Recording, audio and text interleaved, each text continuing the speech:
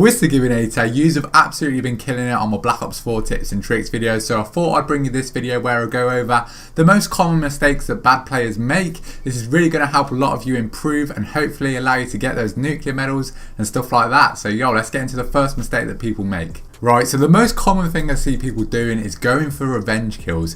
For some reason, Call of Duty players get stuck in their head that once someone kills them, they have to go back and get revenge on them. And honestly, it's the most stupid thing you can do. That person that keeps killing you wants you to go back to them. You're literally feeding them kills and giving them their kill streaks and stuff. So literally just leave them alone. What you want to do is go somewhere else, use a different strategy which will disrupt their flow, and they'll literally stop their streak, and then you can find a way to dominate yourself and find a strategy which is going to allow you to streak up on those people.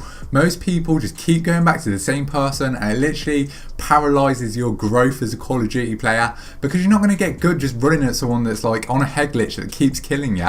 You've got to be smart about it. Take a different route on the map. Go down mid instead of going left if you keep going left and getting killed there. Like, just change it up. Do something different. I have a rule of 3 where if I get killed 3 times in a row by the same kid, I do something completely different. I go a different way and I go from there. And there's been so many games where I'll start off, I'll just tell myself at the start of the game, I'm going to go to the left side. I'll go to the left side, die. I'll go there again, die. And then I'll go there that 3rd time and I'll die. And then I'll never go back to that spot and I'll change up and then I'll go and drop a nuclear. I've done that so many times in the past, so it's definitely worth keeping in mind, because obviously not everything's going to work. It's a rule of like elimination. You've got to try a lot of different things and then just find out what works. Then when you find out that strategy, you've just got to dominate it and absolutely destroy the kids on the other team. The second mistake I see people doing is something that I was very guilty for when I first started to get into Call of Duty,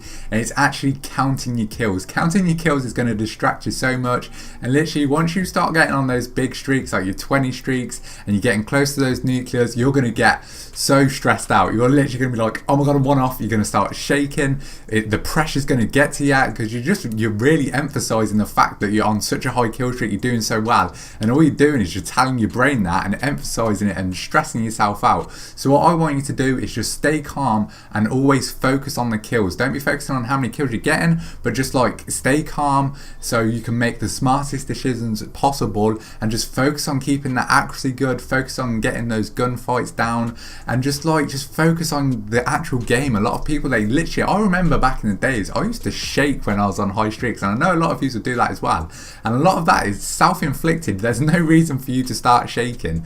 All you need to do is get used to it and figure out that thinking about it is what's going to make you choke. There's been so many times where I'll be like 1 off a nuke and I'll just be overthinking it and it will stress me out. I'll start shaking and then I'll die off it. But if I stay calm and just think logically, I can easily get those nukes every time, and my consistency now is absolutely amazing, and you can achieve that too without a doubt. This third mistake is something that every single person is guilty for. I don't care what you say. Everyone has done this at least once playing Call of Duty.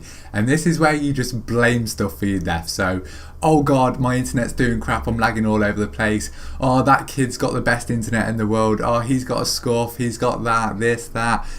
Just making excuses non-stop. The moment you start making excuses is the point at which you stop being able to improve. I forced myself to stop blaming other things for me dying, and honestly, at the point I did that, it was probably the most crucial for me becoming the good player that I am today. So what I want you to do is look at all of your deaths critically, and then just think of some kind of constructive advice that you can give yourself to become a better player. Just try and figure out why you died and what you can do different the next life to stop that from happening. You've just got to learn from everything you do in Call of Duty, so you stop making the same mistakes, and then once you get really good and you just gather all of that experience, you should get to the point where you can just hold like a 4 or 5 KD without even having to think about it, just because you've done all of this stuff, you've gathered the experience, and you know what works and you know what doesn't work, and you know that it's your fault for you dying, so you can fix it. When you're saying that something isn't your fault, you can't fix it because you can't control what you're not not doing.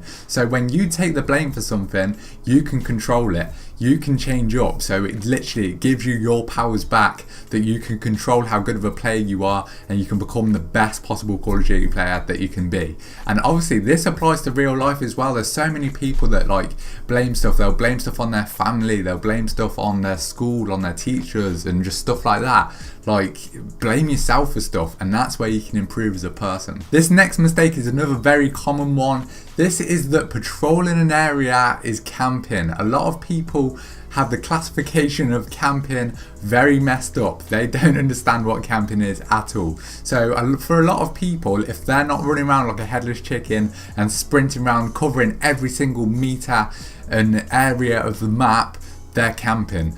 That is completely stupid. What you want to do is be patrolling specific areas. What you need to do is learn the spawns on the maps so that you can be in the places that are the most sensible places. What's the point in running to parts of the map where you know there's not even going to be people there? When you learn the spawns, you know you can stick to an exact spot. Whichever side of the spawn it's on, you can just sit there, and you know you can rotate the spawns, go from one spawn to the next, and just keep killing the enemies back to back while they keep running to you. And the chances are, if you're someone that's saying that rotating spawns and patrolling, cycling the spawns is camping, you're someone that's really bad, and you're just getting destroyed by people doing this to you. And they're not camping, they're just better than you. You've just got to face that. But the good thing is that you can learn how to do it too and start dominating your enemies as well. It's a really simple thing to do. You've just got to get the experience, learn the spawns, and just find areas where you know you can absolutely go in and just stick to them. And when people start coming to you, move to another area, kill people from the side, and it's just moving around in the spawns. And it's so smart to do, but a lot of people call it camping. Like, you're crazy if you think that's camping. What camping is when you sit in a corner with a shotgun and you get a load of mesh mines, trip mines, whatever they're called, and you put them everywhere. That is camping. Do not do that. That's not going to help you improve as a player. But just as much as that, running around like a headless chicken isn't going to help you improve either. You've got to find the balance between camping and rushing round, and I'd like to call that crushing. I think that's a pretty good thing, and you can remember that. So it's just like when you're on those really high kill streaks, when you're on like a 20 kill streak, don't just run into the middle of the map. Play it smart. Flank to the left and right of the map. Stick to the edges. It's just being smart and just being aware of everything that you do. The fifth and final mistake that I see players making is using score streaks that are too high for them to get. So a lot of people, they watch the Korean Savage, they watch Swag XBL, and then they think, yo, I'm going to put the strike team on, I'm going to put the gunship on, and I'm going to get it my first game on.